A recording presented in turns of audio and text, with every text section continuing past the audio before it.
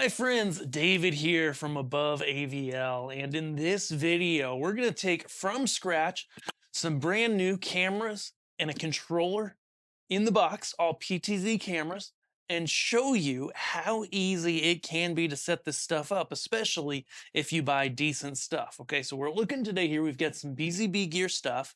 This is a brand that we honestly were not that familiar with, but as we begin to engage with them, try out their products, we found out these are really good products that kind of sit at that middle of the road price point where they're not the cheapest thing out there, but what you get, the bang for the buck, the amount of quality you get out of them is incredible. And what's really more important is the software side on these things and how easy they make it to set these things up really sets them apart from even the big players, in my opinion. We're going to do this and just let the camera roll, do a little bit of fast forwarding so it doesn't get boring, but walk you through the setup of a rig.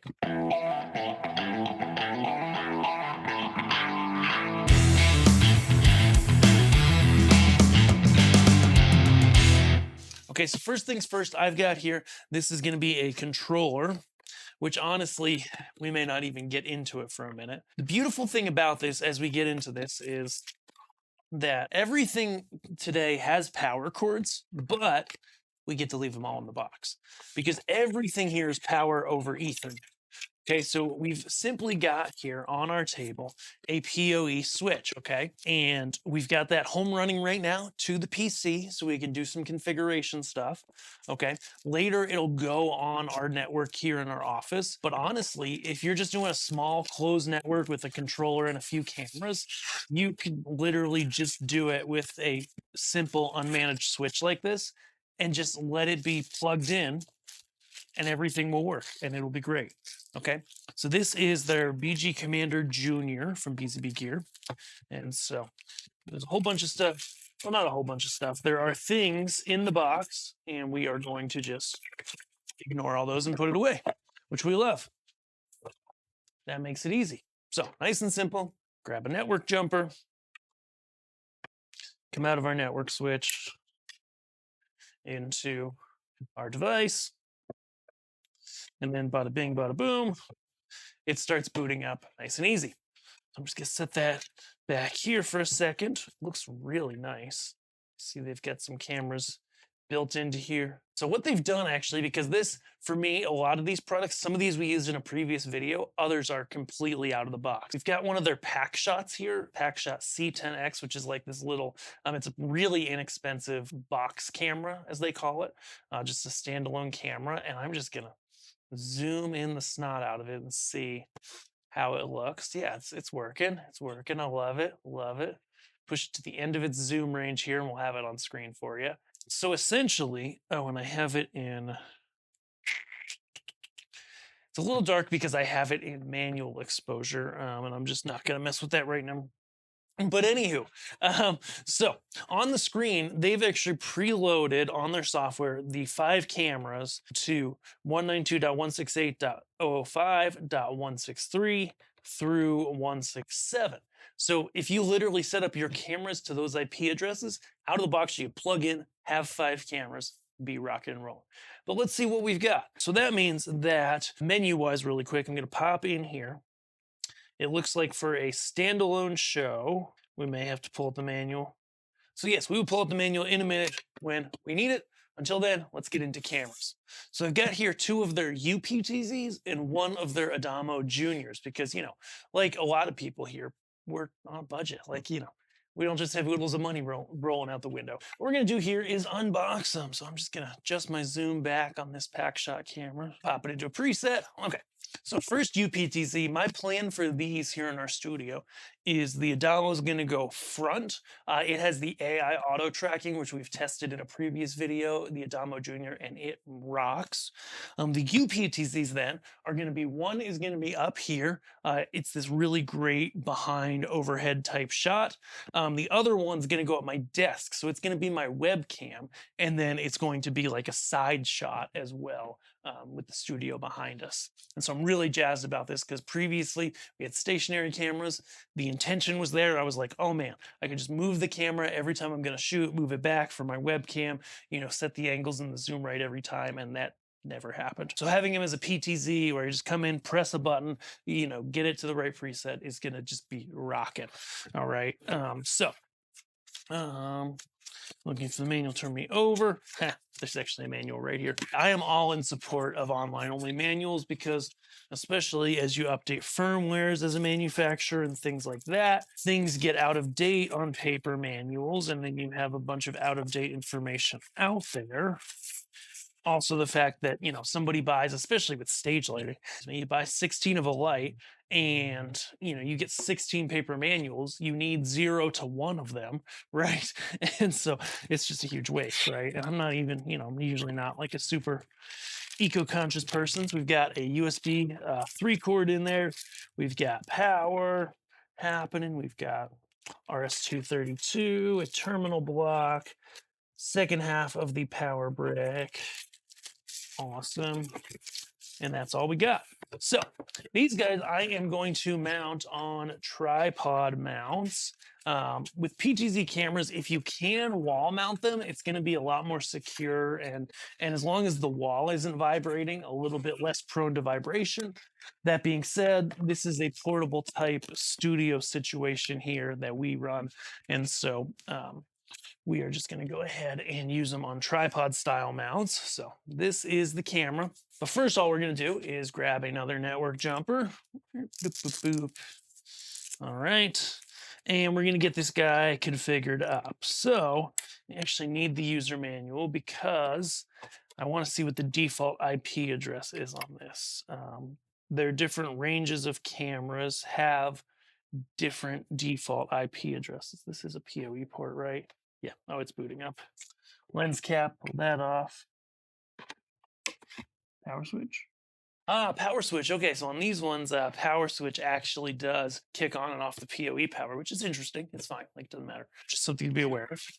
And then I'm going to go grab my other PTZ here and grab the user manual, because what I want to find is, for setup reasons, what is the default IP address. So flip into it. Can tell me to not do all the stuff I just did. I'm mostly kidding. It's apparently a rotary dip switch for setting different video formats. If it is set to F, it will be set by the menu. It is set to F. One of the reasons I like these is they use a Sony sensor and they use good lenses, so it's going to look really good.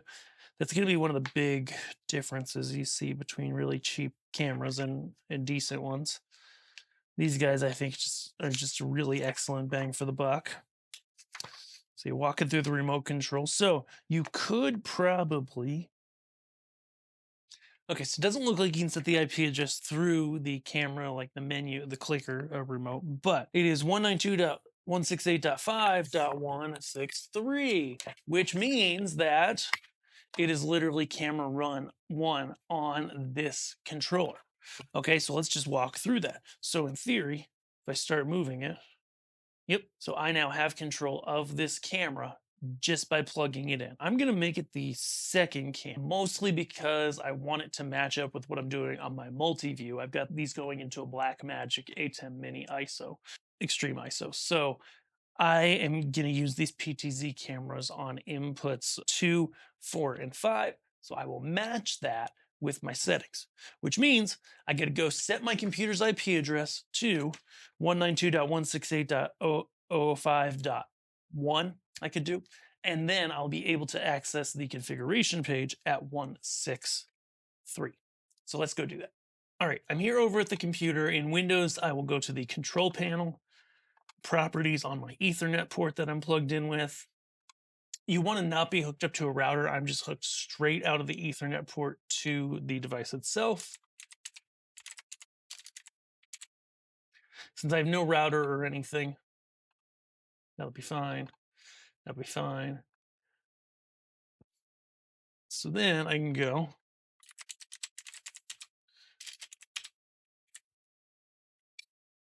So go into that IP address. It's in my history because I have been there before with other devices. I'm hoping it'll let me go. Oh, Wi-Fi's connecting now. Probably gonna have to disconnect my actual network because on my other network connection because they are stepping on top of each other. Yeah. Yeah, oh, my subnet mask here. This is a me thing. This would not happen to you if you were just plugging in straight on your only network port on your computer. Yeah, if you set it up on the wrong Ethernet adapter that it's not plugged into, it will not work. So there we go. Pretty typical default password, admin. And Google tells you that it's wrong. So now we're connected. We've actually got a live video feed over network, which is super cool. And now we can go set it up. In this case, all I'm going to do at the moment is just set up the network. Okay. And so I said I want this on camera 2. So that should be 164. Save. Boom. It says restart the camera to take effect. So we'll restart the camera, and then we should have control of that guy. So next, we're going to go get out the next camera. Okay. Nice and simple. Have it waiting in line, good to go.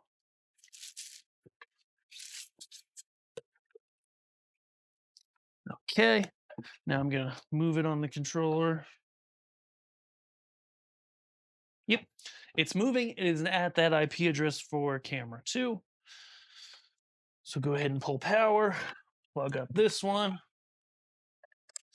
Same process. Once it goes ahead and boots up, we'll go ahead over to the computer, change the IP address. This time it's going to be 166, so 192.168.5.166. So in the meantime, I'm just going to connect this up on its tripod mount again.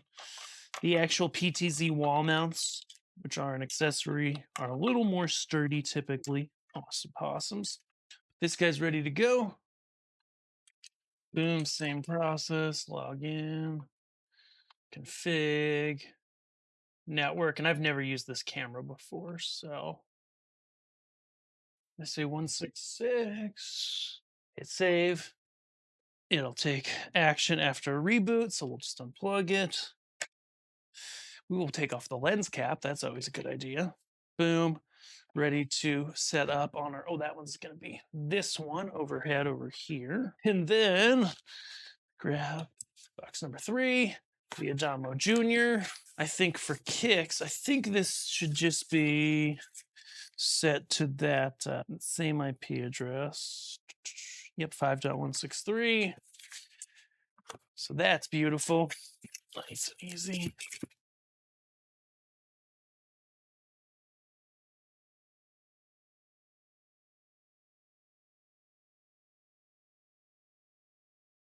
Once it's fully booted up, it's got some nice indicator lights. You see them flashing. So we will set that one to 167. Back to computer. Refresh page. Admin. Obviously, if you're putting this on a public-ish network, you should definitely adjust it. Look at my messy office, network. 6.7, I believe. Boom. Same feel of the software, just because thankfully they actually develop their software so it's consistent between camera lines, even if the cameras are different. All right, so we got that one rocking and rolling. And so now we're ready to move our network switch over to our video switcher. And I'm going to run around, get all of these cameras mounted, plug them in, pull out my manual for the for the PTZ controller, and we'll be ready to roll.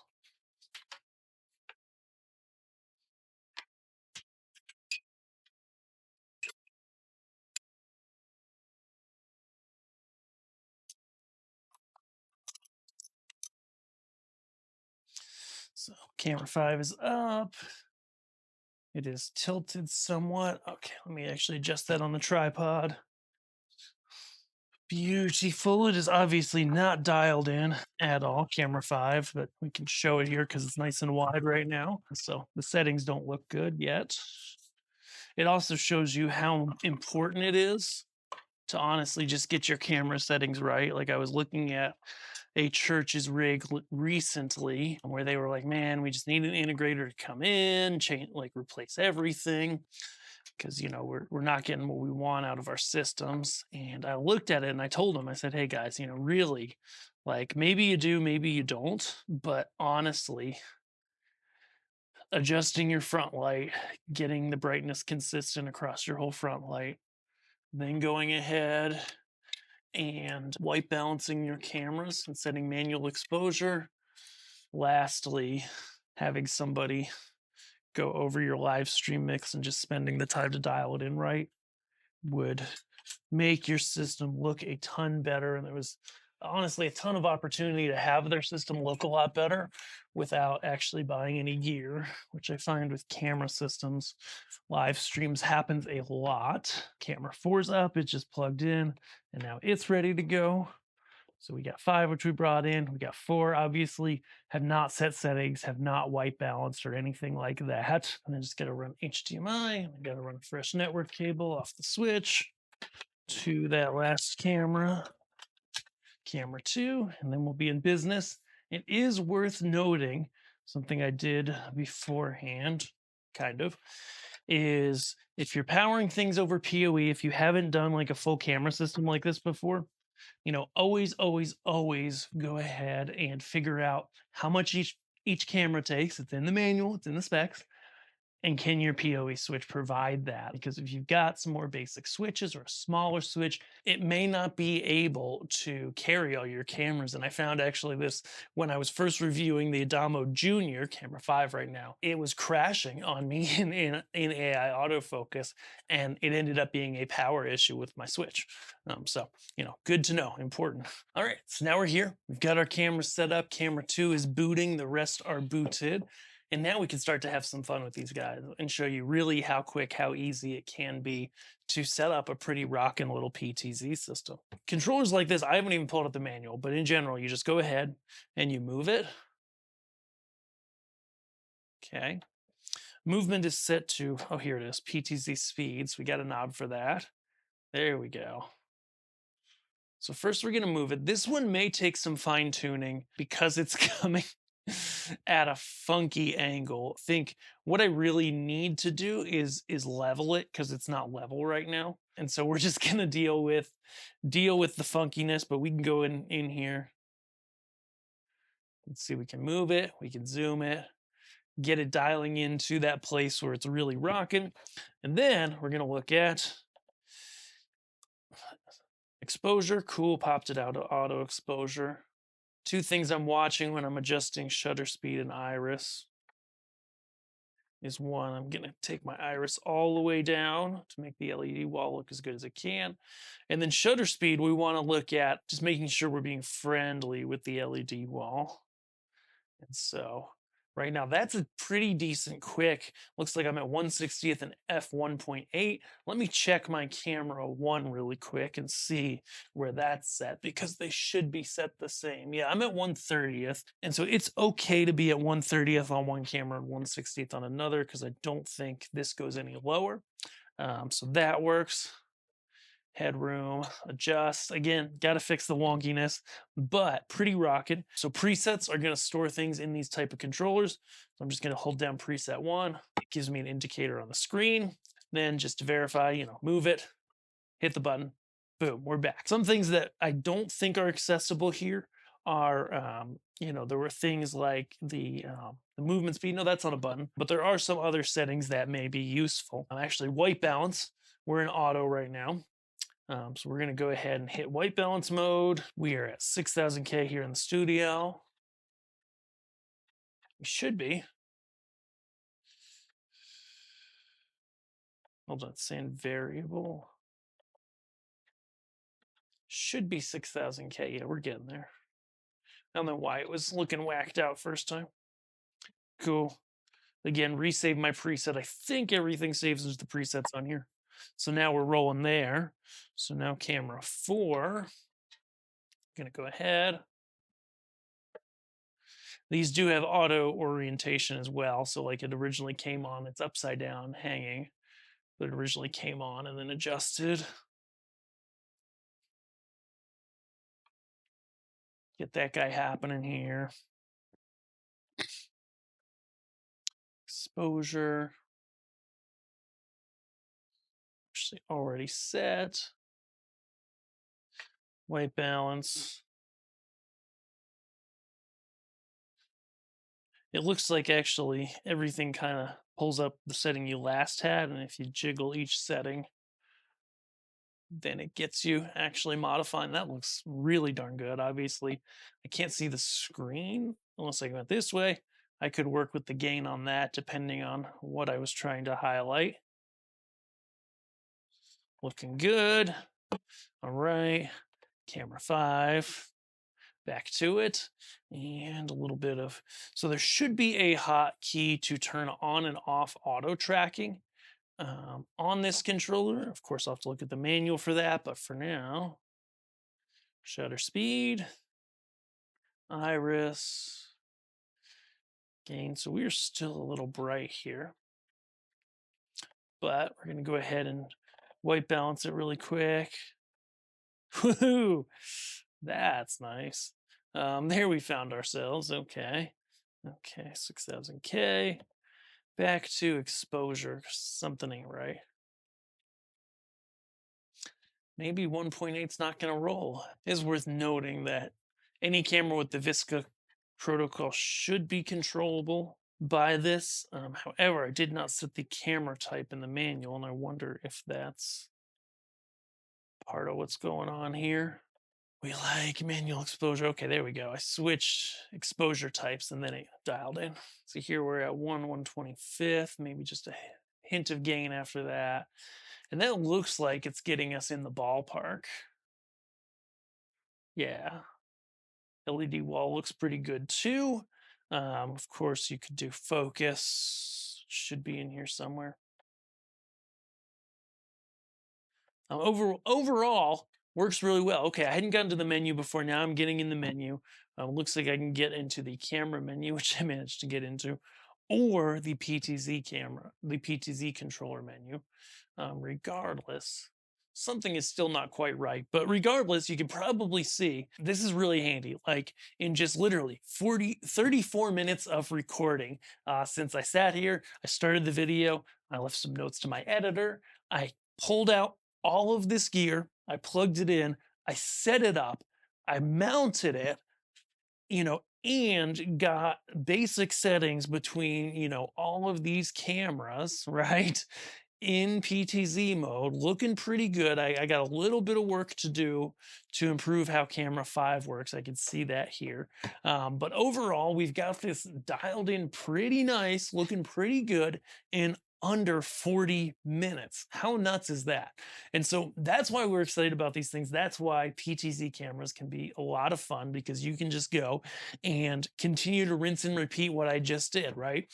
Go to each camera, move it to where you need it, hold down to set those presets, get that exposure locked in, get everything looking really good, and you're off to the races creating great events with some awesome cameras that aren't going to let you down and are going to, give you great video and make it easy. And that's what we're all about at Above AVL. So if you enjoyed this video, guys, appreciate you subscribing here. And next time you need cameras or audio gear or lighting gear or video gear, Above AVL is your place. If you're not familiar to us, what we do is we've got folks who just are here to help you find the best thing for your needs, get it at your personalized price, and get it into your hands.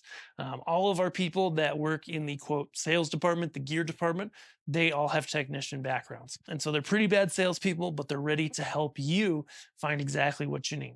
And if that sounds good, head over to aboveavl.com. You can either use our contact page just to get in touch with us, or just add things to your cart if you think you know what you need. Request a quote, and we'll get that personalized pricing to you and help you get this gear into your hands. Thank you so much for watching. Have a great day, and we'll see you on the site. Thanks.